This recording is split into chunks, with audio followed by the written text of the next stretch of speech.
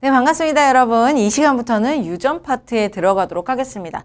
유전을 여러분들이 많이 어려워하는데, 어렵게 조금 꼬아내면서 혹은 여러 가지 함정을 파내면서 문제에 나오기도 하기 때문에 어렵기도 하지만, 우리 생소한 용어들이 많이 나와서 어려워하기 때문에 여러분들 가장 첫 시간이, 유전의 가장 첫 시간이 이 시간에 정확하게 유전의 용어들을 확립하고 갈 필요성이 있다라고 미리 언지해 두도록 하겠습니다. 자, 오늘 이 시간에는 유전의 용어에 대해서 가장 기본적인 용어들, 염색체와 유전자를 틀어서 이야기를 해보려고 해요. 그래서 이 유전자가 무엇인지, 염색체가 무엇인지, 그리고 대립 유전자라던가 각각의 우리 유전 정보의 관계들을 정확하게 파악하고 넘어가시는 게 이번 시간의 핵심이다라고 볼 수가 있어요. 자, 그러면 일단은 우리 염색체와 유전자라고 하는 제목 하에 시작을 할 건데, 얘네들 같은 경우는 그림과 함께 어떤 구조를 가지고 있고, 이제 이 구조에 해당하는 애들이 어떤 특징을 가지고 있는지 그것을 같이 연결해서 얘기를 해야 됩니다. 네, 일단은 화면이 적기 때문에 이제 글씨를 먼저 읽어보고 교재에 있는 내용들을 빠르게 훑어보고 그다음 그림으로 넘어가서 더 자세히 얘기를 한번 해보도록 할게요. 자, 일단은 여러분들 DNA부터 시작을 하네요. 자, DNA 여러분들 많이 들어봤죠? DNA와 RNA가 있는데 이 DNA 같은 경우는 유전 정보의 원본이다라고 얘기를 해줄 수가 있어요. 그래서 우리의 형질이라고 하는데 형태와 성질입니다. 자, 우리의 몸을 나타내는 혹은 성질을 나타내는 유전 정보가 이 DNA 안에 들어가 있고 이 DNA가 원본이다라고 볼 수가 있는 거죠. 그리고 이 DNA 같은 경우는 우리 몸속 깊숙이 어디 심장이나 어디 깊숙한 중요한 곳에 한 군데 딱 모여 있는 게 아니라 각각의 세포에 모두 다 존재해요. 핵 안에 들어가 있는다는 거, 그런 사실들을 알고 계시면 돼요.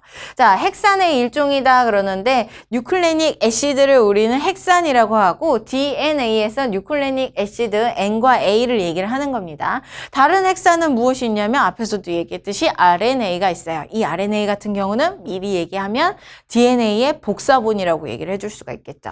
자, DNA는 핵산의 일종이고요. 이중나선 구조 많이 들어봤죠? 이렇게 꼬불꼬불하게 이중나선 구조로 이루어져 있는 애가 바로 DNA고요. 뉴클레오타이드라고 하는 기본 구조로 되어 있어요. 우리 여러 녹말이라던가 아니면 탄수화물들이 포도당이라고 하는 가장 작은 알갱이로부터 연결돼서 생성된 것처럼, 자, DNA도 뉴클레오타이드라고 하는 하나의 알갱이가 있고 그 알갱이가 쭉 연결이 되고 그 다음에 맞은편에도 하나가 더 연결되면서 꼬여가지고 이중나선 구조를 이루게 되는 겁니다. 자, 그래서 뉴클레오타이드가 기본 구조이다. 그래서 형질의 우리 형태와 성질이라고 얘기를 했죠. 유전 정보를 가지고 있는 놈이다. 자, 그럼 유전자는 뭔데 DNA와 유전자가 같은 건가? 그렇잖아요. DNA가 훨씬 더 큰 범위의 내용이고 유전자는 더 작은 범위의 내용이에요. DNA에 여러 가지 유전 정보가 있어요. 예를 들어서 선생님은 쌍꺼풀이 있고요. 그다음에 콧대는 좀 낮고요. 그다음에 보조개가 있고요. 얼굴은 새까매요. 자, 이런 특징들이 있는데 그런 특징들이 DNA 안에 다 들어가 있다는 거죠. 그런데 나는 어떤 유전자, 쌍꺼풀 유전자를 얘기를 하고 싶어. 그러면 DNA 전부 중에서 쌍꺼풀의 유전 정보만 가지고 있는 DNA의 특정 부분, 그 특정 부분을 우리는 유전자라고 얘기를 하는 겁니다. 자, 그래서 형질에 대한 유전 정보를 담고 있는 DNA의 특정 부분이다라고 얘기를 해줄 수가 있겠죠. 범위적으로 봤을 땐 DNA가 훨씬 더 큰 범위, 유전자가 작은 범위. 자, 뉴클레오솜, 위쪽에 있는 뉴클레오타이드랑 굉장히 이름이 비슷한데 하지만 엄연히 달라요. 뉴클레오타이드는 DNA를 이루는 가장 작은 기본 단위이고 그 다음에 뉴클레오솜은 무엇이냐면 DNA와 함께 히스톤이라고 하는 단백질이 존재해요. 그 단백질이 이렇게 돌돌돌돌 감겨있는 그런 덩어리를 우리는 뉴클레오솜이라고 얘기합니다. 그래서 DNA와 히스톤 단백질이 이렇게 뉴클레오솜을 구성한다라고 볼 수가 있고요. 이 뉴클레오솜들이 여러 알갱이가 쫙 모여가지고 실처럼 쭉 뻗어져 있는데 그것을 이제 우리는 염색사라고 얘기하는 거죠. 여기에서 염색사의 사자는 실사자예요. 실의 모양이다. 이런 얘기예요. 그래서 뉴클레오솜으로 구성되어 있고 그 다음에 얘는 우리 세포의 이제 주기 중에서 간기, 쉬고 있는 시간이에요. 쉬거나 아니면 분열하기 위해서 준비하는 시간. 자, 그런 간기와 그 다음에 분열기로 나눌 수가 있는데, 간기 때 쉬는 시간 혹은 이제 분열하기 위해서 준비하는 시간, 그 시간 동안에는 이런 염색사의 형태로 존재하고요.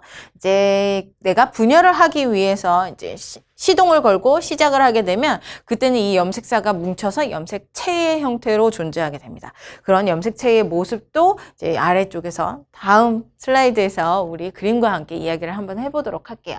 자, 그러면 넘겨서 우리 이야기를 한번 해볼게요. 자, 염색체는 앞에서도 한번 언급을 했습니다. 염색사가 뭉쳐서 분열계 때 뭉쳐서 생긴 것이다 라고. 자, 그러면 염색체는 각각 어떤 모양이냐라고 한다면 요렇게 리본 모양으로 되어 있어요. 선생님 같은 경우는 이것을 쌍리본이라고 표현을 하는데, 보통 리본은 이렇게 양쪽에 하나씩 덩어리를 가지고 있죠. 그런데 얘는 양쪽에 두 덩어리씩 가지고 있으니까 쌍리본이에요. 자, 평상시에는 이 염색체가 풀어진 요런 염색사의 형태로 존재하고요. 그리고 내가 이제 세포가 분열을 하기 위해서 시작을 한다. 그러면 그때는 요런 리본 모양의 쌍리본 모양의 염색체의 형태로 존재하게 되는 겁니다.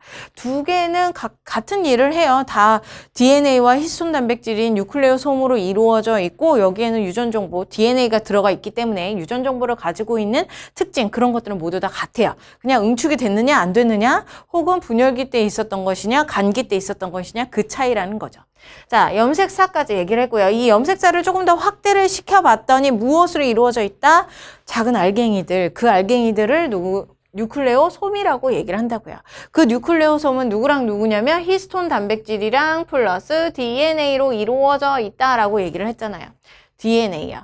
자, DNA라고 하는 애가 유전 정보를 저장하는 저장체인데 굉장히 중요한 놈이죠. 원본이죠. 그래서 얘가 마음대로 구겨지면 나중에 풀었을 때 막 구겨져서 찢어질 수도 있고, 그 다음에 안 풀릴 수도 있고, 엉킬 수도 있고, 유전 정보가 섞일 수도 있어요. 그래서 이 유전 정보를 내가 고이 아름답게 보존하기 위해서 실패와 같은 히스톤 단백질에다가 딱 두고 그 DNA를 칭칭칭칭 감는 거죠. 히스톤 단백질 8개가 한 세트가 되어서 이렇게 실패처럼 하나의 덩어리를 이뤄요. 그리고 그 주변을 DNA가 엉키지 않도록 이렇게 감싸게 되는 거죠.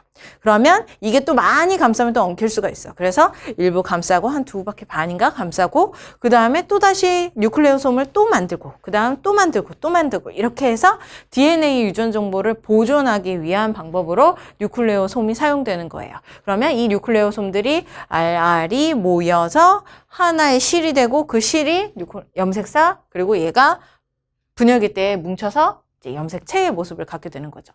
자, DNA로 갑니다. DNA 이중나선 구조 이렇게 보여지고 있죠. 그러면 이 DNA는 그럼 기본 구조가 누구였느냐? 앞에서 읽었던 거 기억하셔야 돼요.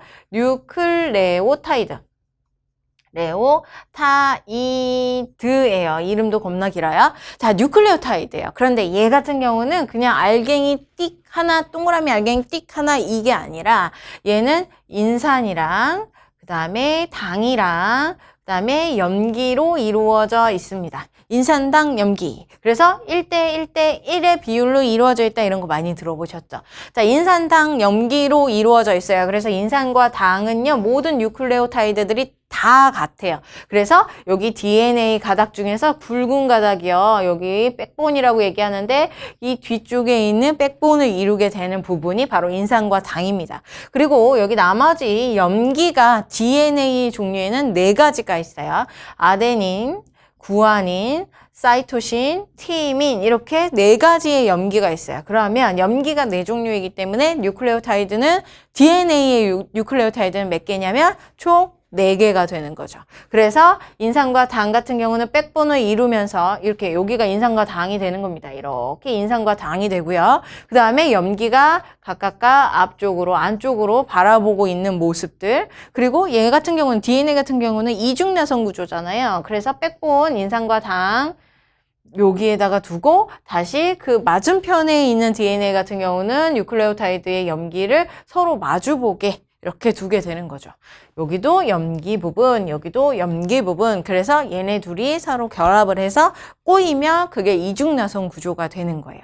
자, 염기들을 왜 이 안쪽에다 집어넣게 되냐면 이 염기가 바로 우리 암호, 유전 정보의 암호로서 사용이 되기 때문이에요. 그래서 이 안쪽에 염기들을, 암호들을 보호하기 위해서 염기를 안쪽에다 집어넣고 백본을 인삼과 당, 얘네들을 양쪽에다가 기둥으로 두게 되는 거죠. 자, 이게 바로 DNA의 모습이다라고 볼 수 있습니다. 자, DNA, 그 다음 여기에서 빠진 게 유전자 부분이죠. 자, 유전자 부분은 DNA가 이렇게 긴데 이 전체 긴 DNA 한 가닥이 엄청나게 길어요.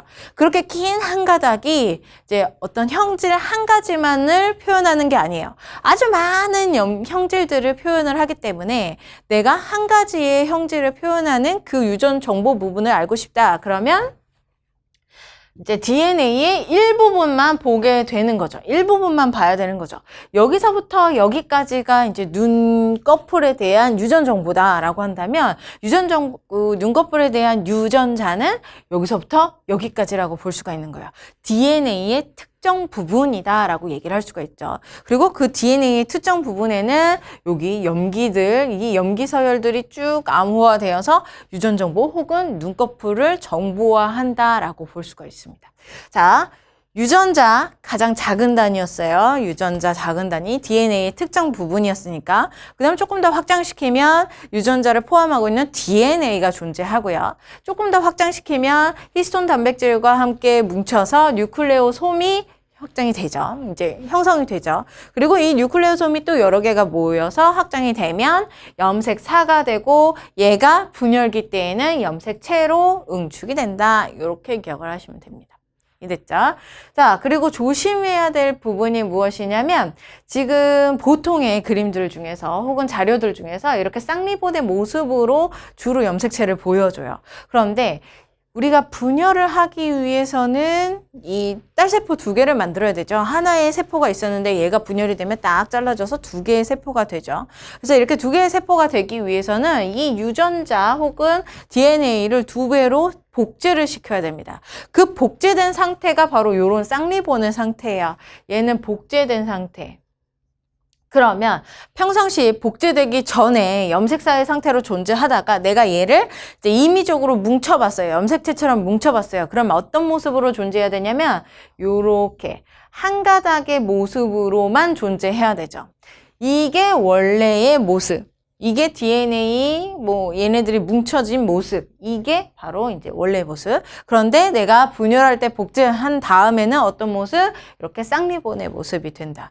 그래서 왼쪽에 있는 유전자 부분들이, 유전자 혹은 유전 정보들이 오른쪽의 리본에 그대로 복제가 돼서 2개가 서로 데칼코마니처럼 똑같은 유전 정보를 갖게 되는 거예요. 자, 이렇게 같은 유전 정보를 가지고 있는 이런 우리 염색체의 한 가닥, 리본 한 가닥이요. 파란색 부분이요. 얘네들을 우리는 염색 분체다라고 부릅니다. 그러면 지금 쌍리본 같은 경우는 염색 분체가 2개죠. 2개. 자, 그리고 우리 염색체 안에는 이렇게 안쪽으로 허리가 짤록한 부분이 있어요. 이 짤록한 부분을 우리는 동원체라고 불러요. 자, 동원체요. 염색체의 짤록한 허리 부분. 그런데 여기에서는 무슨 역할을 하게 되냐면 내가 분열을 할 때, 세포가 분열을 할 때 실이 양극에서부터 쏘아져서 나와요. 거미줄처럼. 자, 거미줄처럼 딱 실이 쏘아져서 나오면 이 염색체에 딱 일단 동여매야 되거든, 염색체를. 그래야지 내가 양쪽으로 끌고 갈 수가 있거든요. 그런데 이것을 끌고 가기 위해서 이 실을 동여매야 되는 곳이 어디냐면 이 동원체 부분이다라고 볼 수가 있는 거죠. 그래서 세포 분열 시 방추사, 실이 그 방추사라고 하는 애예요. 실이 붙는다. 이런 역할을 하는 애가 동원체. 그 다음 염색 분체는 아까도 얘기했듯이 우리 전기와 중기 염색체에서 보이는데 쌍리본이 아니라 리본 하나를 이야기를 한다. 그리고 만약에 쌍리본이면 2개가 복제된 상태이기 때문에 데칼코마니다. 유전 정보가 완벽하게 동일하다. 이렇게 기억을 하시면 될 것 같아요. 자, 여기서도 나오네요. 염색 분체는 유전 구성이 완벽하게 동일하다. 됐죠? 자, 염색체의 종류 몇 가지 더 갑니다. 자, 염색체의 종류, 사람이든 아니면 다른 생명체이든 모두 다 염색체의 종류가 두 가지로 나눠지게 되어 있어요. 남자와 여자 혹은 암수 구별 없이 같은 종이면 공통적으로 다 들어가 있는 애들을 우리는 상염색체라고 얘기를 해요. 그러면 이제 암수 구별을 하기 위해서 성별을 표현할 수 있는 염색체는 무엇이냐? 성염색체라고 하죠.